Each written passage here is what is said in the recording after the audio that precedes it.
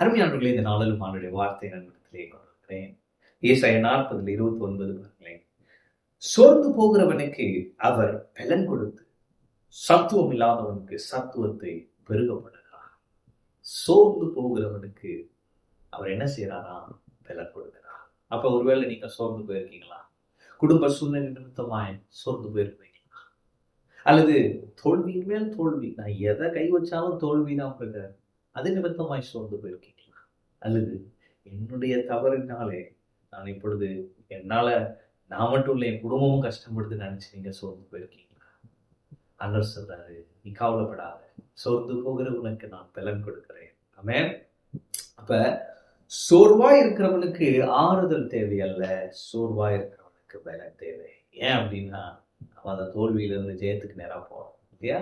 சில நேரம் நமக்கு பார்த்தீங்கன்னா ஆறுதலா பேசினா போதும்னு நினைக்கிறோம். ஆனா ஆண்டவர் சொல்றாரு, இப்ப அவனுக்கு அதுக்கு மேல வேணும், உனக்கு தேவை பலன். ஆமென். ஏன்னா அந்த நேரத்துல ஆறுதலா பேசினா அந்த நேரத்துக்கு நல்லா இருக்கும்.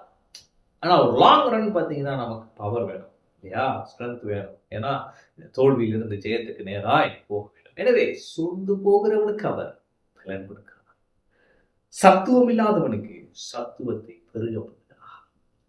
கொஞ்சம் பவர் தான் இருக்கு, அவர் என்ன பண்றாரு? சத்துவத்தை பெருக பண்ணுகிறார். ஆமென். இது எப்படி எல்லாம் பண்றாருன்னா, அப்போஸ்தலர் 1:8, பரிசுத்த ஆவி உங்களிடத்தில் வரும் பொழுது நீங்கள் பலன் அடைவீர்கள். ஆமென்.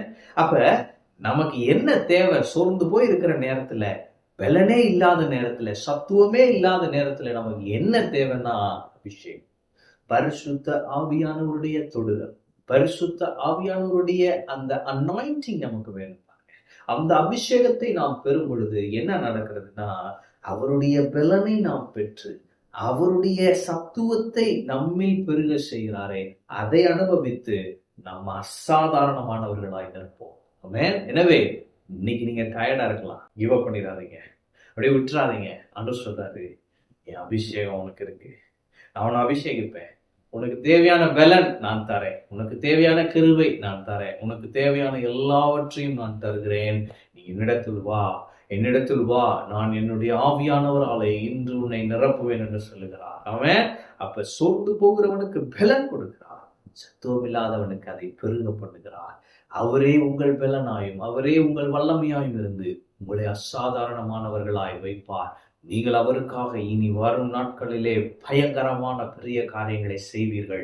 நீங்கள் தோல்வியில் இருக்கலாம், கர்த்தர் அதை ஜெயமாய் மாற்றுவார். இனி உங்கள் வாழ்க்கையிலே எப்பொழுதும் வெற்றி, எல்லா சூழ்நிலைகளிலும் வெற்றி, கிறிஸ்துவுக்குள் எப்பொழுதும் வெற்றி சிறக்க பண்ணுகிற தேவன் உங்களோடு இருக்கிறார். அவர் உங்களுக்கு பலன் கொடுப்பார், உங்கள் சத்துவத்தை பெருக பண்ணுவார், உங்களை அசாதாரணமானவர்களாய் வைப்பார். ஆமென். கர்த்தர் இருக்கிறார், கர்த்தர்களை ஆசீர்வதிப்பார்.